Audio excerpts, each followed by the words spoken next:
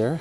It's a beautiful sunrise morning. I'm out in the back patio here, and I thought this week I would like to share with you kind of a backstory about my passions, because my channel is supposed to be about going for it, going for your passions, your dreams, pursuing your dreams, those kind of things. So that being said, in the spirit of that, I wanted to share a little background about me personally and my passions. As if you've been following my channel, you know that I'm very passionate about music. And I may have mentioned in a couple of previous videos, perhaps, that I run my own painting company.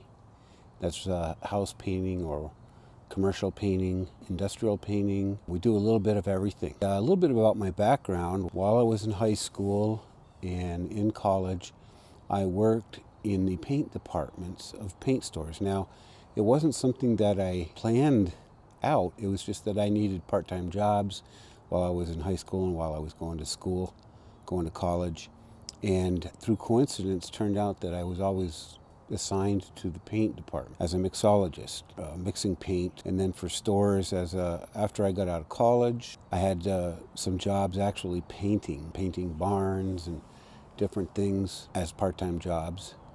I had a bunch of other part-time jobs too, but it always seemed to fall back into the paint industry. Throughout the years, as I was raising a family, I would get jobs in different paint stores, paint dealers, paint manufacturers. I worked my way up from the delivery driver to a manager in the store, sales counter manager, mixologist, matching paints, and then into outside sales. And I really had to go for that too. That was something that I had to overcome a mindset to become an outside salesman for a company. They gave me a shot and I did a really good job at it. Then, I want to say 7 years ago or so, I found myself the sales manager at a local independent manufacturer. They call them grinders.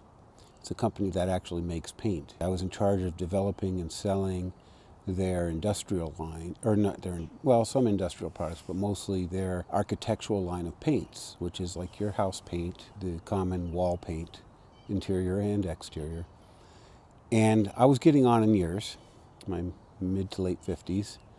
They sold that company, and I'd been through a bunch of changes as it was, and they wanted me to go to work for another independent manufacturer.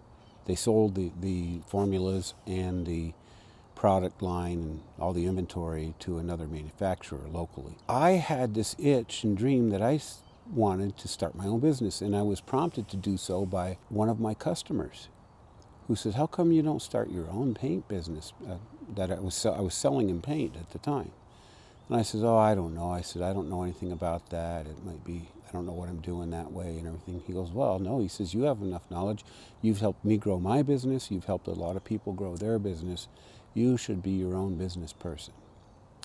And we had attended some real estate courses, and I had at that time been trying to change my mindset from being an employee to becoming an employer or an entrepreneur, which is completely different mindset. When I was young, I kind of had this idea that, money was the root of all evil, but I had to change my way of thinking. I did that in my mid-50s because the catalyst for that was that I was tired of every time I would build something up, a corporation, a new sales manager would come in, or a new owner or whatever would come in and take everything I'd built away, trying to get rid of you. Basically, you're part of the old culture. They want to get rid of you. They don't want you in their new company. You're not part of their business plan. That being said, when that occurs, kind of treat you poorly. They take away your customers, glean your territory, so to speak, and then tell you your sales are down. And you say, "Well, you took away my customers," and the response, the standard smart response, is that they aren't your customers. They're the company's customers, and you're just a representative of the company. Well, that was, for me, was a kick to go and start my own painting company. So I did, and I incorporated about 4 years ago. Now I'm very grateful that I did. And what I wanted to share, and I do have a passion for it as well. I have a passion for music. I have many things that I love to do. And as you get older, you realize time is precious. As your physical abilities start to dwindle, you need to pursue those dreams and those passions and enjoy every minute and become present to the moments and things like that. But today, what I thought I'd share with you that helps me to be passionate about being a painting contractor and running my own business, there's little things that you can do. For example, with music, I always carry guitar picks in my pocket, and in my other pocket, I carry the little pouch that has a guitar slide in it and finger picks. It's just, these are things that when I'm just handy picking up a guitar, maybe I stop by a guitar store or something, I have my things I can play the guitar with, my guitar picks, and it's always on my mind. Every time I reach in my pocket, I feel that. When I reach in for my keys, I feel those guitar picks in there and everything, and it brings to your mind the passion that you have for something. You're more likely to pursue it and practice it and want to do it. Well, today I want to talk about what helps me in my painting business to do that. One of the things I realized was I just don't have the physical prowess anymore. I have joint problems to be up and down on ladders, up and down on my knees all day. I used to paint, but I didn't want to be a painter again. I wanted to own a paint company, and I wanted to run a paint company. Now there's two separate things there. There's being a painter and running your business, and that means you show up and you do the painting and you sell the jobs and you do everything. And then there's being a painting contractor, where you go out, deal with the customers, help them with color selections, help them with product selections. You carry all the insurances, you do all the paperwork, governmental wise, you make sure everything's legal, ready to go. And then you hire painters, skilled craftsmen, and you have to vet the painters and make sure that because you're going to have these people in really nice homes for people. So you got to make sure you can trust them. You got to make sure that they aren't, whacked out on drugs or something weird. I mean, let's face it, our society is full of people that they'll tell you that they're the greatest painter in the world and they got so many years experience, and then you find out maybe not so much. That's a hard process. That's the biggest challenge I have in my business, is finding the right people. That being said, I wanted to go over some of the tools of the trade, and one of the things I like to call it is, for men, we have what we call everyday carries. And those are things that we carry with us every day in order for us to do our work and to do what we need to do. I want to there's some things here on the table that I wanted to show you, and these help me stay passionate about my business. I know it sounds crazy, but when you have a tool at hand, there's a good feeling about being able to fix a problem right away. There's a great feeling that comes over you when you say, I've got just the right tool for this, or I can handle this, or I'm prepared to do this, and you're efficient. And because for me, my paint business, I don't want to spend, as it is, I work, 60 plus hours a week on it, sometimes 80 hours, depends on what's going on, how many jobs I got running. At the same time, I want to be able to take breaks when I want, and I want to be efficient with my time. What I wanted to show you today was some everyday carry devices that I need to do my job as a paint salesman. The first thing that I do when I get to an estimate is I have to have a good thing to write on, and I always carry a pen. I don't have a pen because I've got the lapel mic on right now, but I usually carry a pen right here in my thing, a couple pens. I carry two, because one, inevitably when you give it to the customer, you might not get it back, whatever, when they're signing your estimate or your contract. But I carry this clipboard with a case inside it, and I have a special form that I've made for doing takeoffs and estimates in people's homes. Here it is. You can see the form. So I have a place here for the customer's information. There's all the pertinent information there. Then here it has the name of the area, whether I'm doing outside or inside.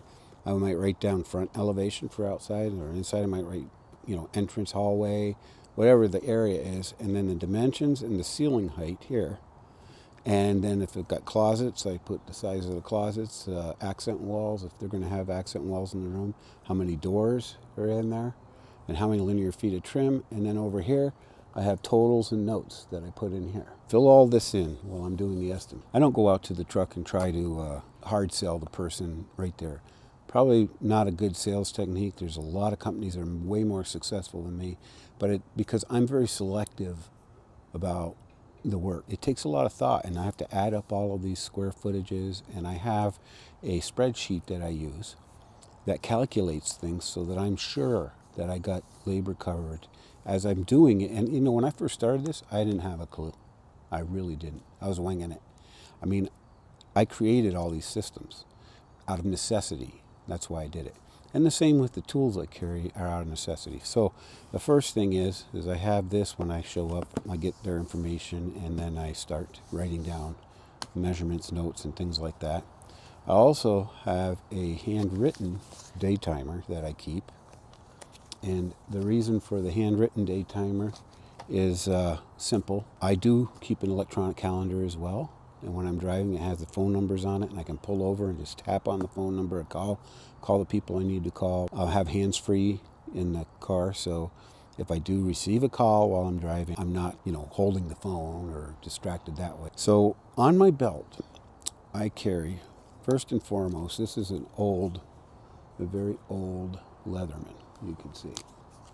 And it's the typical that it has a blade, a knife in it, and some flathead screwdrivers, Phillips head screwdriver, punches, awls. It's very old Leatherman. I've used it for many years, and I carry that with me on my belt. Very important tool to have, and you can see it here. And then, secondly, on my belt, I carry this. Now, this is a painter's tool, which I recently discovered. They sell them at Home Depot. It's Husky, if you can see that. It is like the Leatherman, it folds out, but it has a 5-in-1 scraper tool. Now, the 5-in-1 is very handy for anybody who's in the paint industry or painter, because many times I have to remove a sample for color matching. I might help. Sometimes I show up and help my painters put switch plates back on the wall or take them off, one or the other, before we're painting. Or there's a light fixture that has to, the base plate has to come down. And this also, and there might be a piece of wall, drywall that needs to be scored. You have a sharp pointy edge right there, sharp pointy edge. And it has this curved scraper here, so you can scrape curved areas, and a chisel edge here where you can scrape. Also can be used as a putty knife. You can put a little spackling on there and putty with it. This here is a roller cleaner. That's why they call it a 5-in-1. So it's a roller cleaner, and when you're washing your roller, you just squeegee it out, all the paint out of the roller. Also in the handle, like a Leatherman, you've got this handle, you've got a blade, or you've got a knife. Here it is.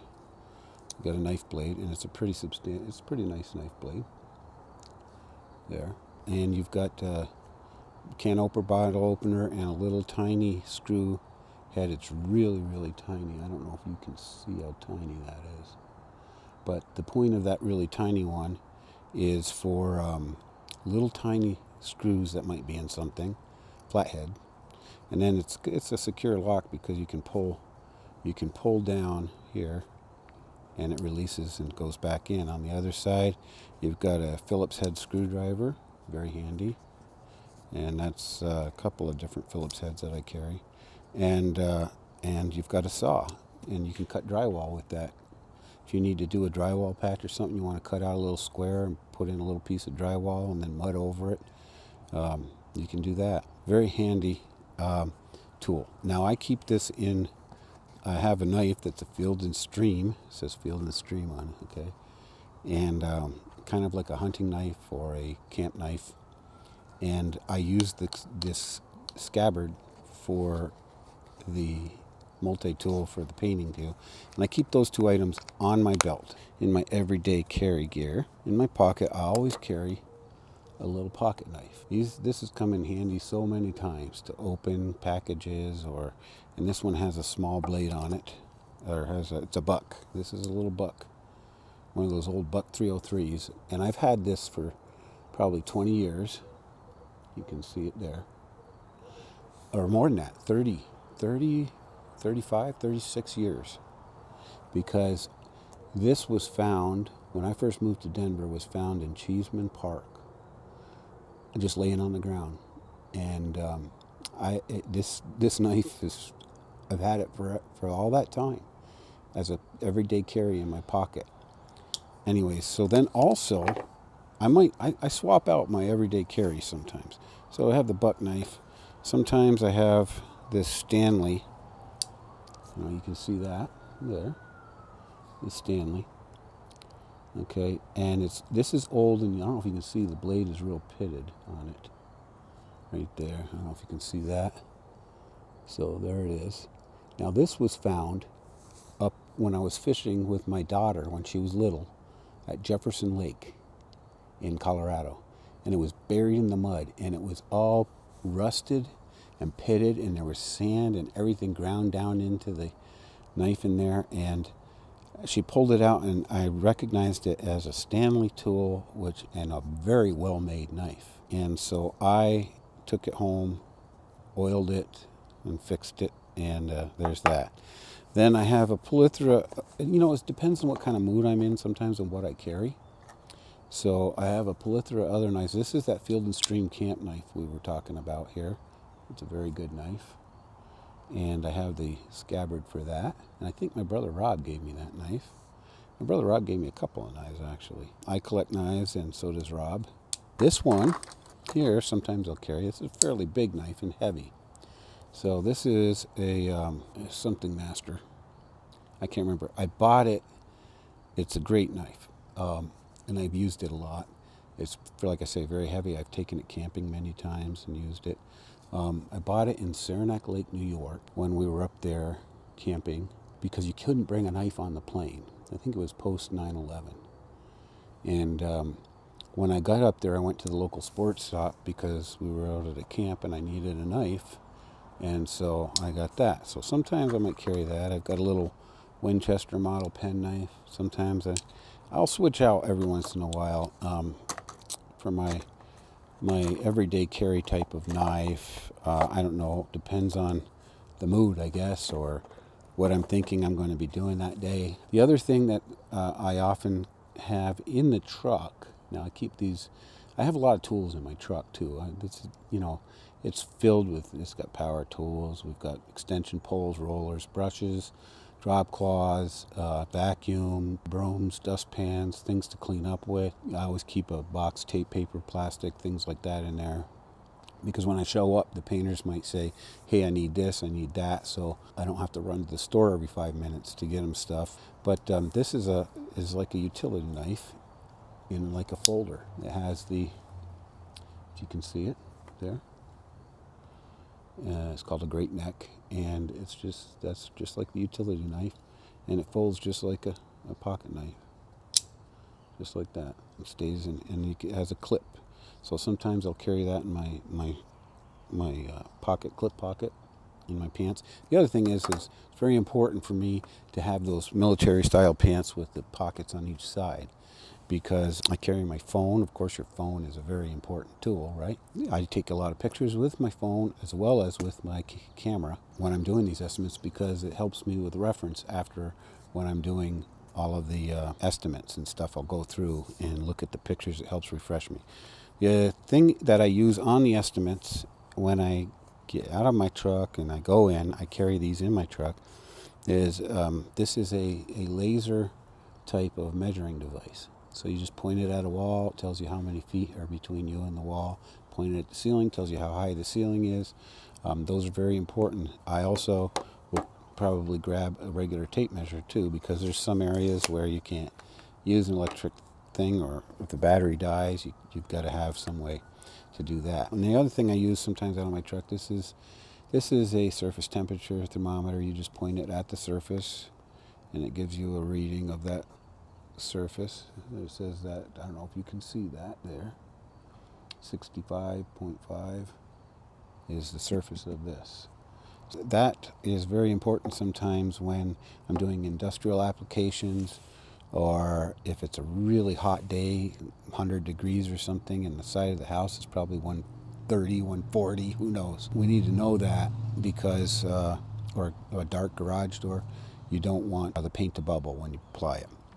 The other thing that I have carried in my truck a lot is a lot of tools, but in the back seat I have readily available is another multi-tool here. This one, it's a bigger one. I used to carry this full time when I was working in the paint stores because this pouch I could put a lot of things, but this also has a little attachment for different types of screwdriver heads, little hex nuts, little Phillips heads, things like that on there, and those are stored in the back of the pouch back here. And so it has like an extension connector arm on it. You put that on there together and you can flop out the different heads and use it as a screwdriver that way. There's a flashlight in here because sometimes we get down into a basement and there's no lights in new homes, or the electricity's off in a place or whatever. You need a flashlight. I carry a pen in there, and I used to carry a box cutter type scraper, razor scraper, but I've given it to one of my painters to do scrape off some windows and stuff, and I didn't get it back, so it's not in there right now. I have to get another one for that. Then again, another multi-tool. This one has a little hammer head and a ratchet set with, I don't know if you can see the hammer head there, and it also has knives. There's so many redundant things in some of these, but this one has a little ratchet head, and you can put a little ratchet on there, and there you go, like that. So I don't know if you can see that little hammerhead. Anyway, so that's a very handy thing to have, just in case sometimes you have to do things like that. The point of carrying all of these tools around with me on an everyday basis is it makes me think about my job and what I'm doing. It makes me think about my business. I don't know how to describe it. It's a great feeling that when you go into someone's house and they say, what about this area here, or can you match this paint here, and it's peeling off or something, and you whip out something that you can just take a little sample. I usually carry some little plastic baggies with me to put the paint chips in, or I'll even use my case, open it up, put them in here in one of these little pouches in there. And also the other thing that's really important to carry is this is a card reader, and it works with my phone so that I can take a credit card payment if I have to. I don't like to take credit card payments because it costs almost 3% in interest charges and everything. So a lot of times I will say to the customer, yes, I can take it. I might have to charge you an interest charge or a service fee. If you're willing to pay that, I'm more than happy to take your credit card. Always carry extra pens in there, business cards in a pouch in my pocket. Very important. I used to go on sales calls with a sales manager. He was my boss, and it always perplexed me because we'd go and make these sales calls. He would get there, and we'd be talking, and he'd need to write down some information, and he wouldn't have a pen, he wouldn't have a piece of paper, and he didn't carry his business cards with him. Okay, so that segment got a little bit interrupted. A couple reasons was I ran out of memory in the camera while I was babbling on, and the sun was really getting in my eyes there for a while. What I really wanted to say in conclusion, because this video has gotten way too long anyway, these things, if you have an idea about something you want to try, especially if it's like a business you want to try to do, if you have a passion and you want to try some business, anything like that, take steps to do it, to commit yourself and get involved with it, and carry these tools. They inspire me. They inspire me when I have them, when I touch them, when I feel them, when I put them on my belt. They inspire me that day to go out. And it's not just about selling paint jobs for me. It's about the interaction with other people, getting to know them, developing a relationship with those people, and transforming their environment through paint. I mean, how much of a immediate gratification is that? You can transform people's environment. That's why I like what I do. Anyway, appreciate you all. Appreciate any comments you might send. God bless you all. Take care. Stay safe. Jay out.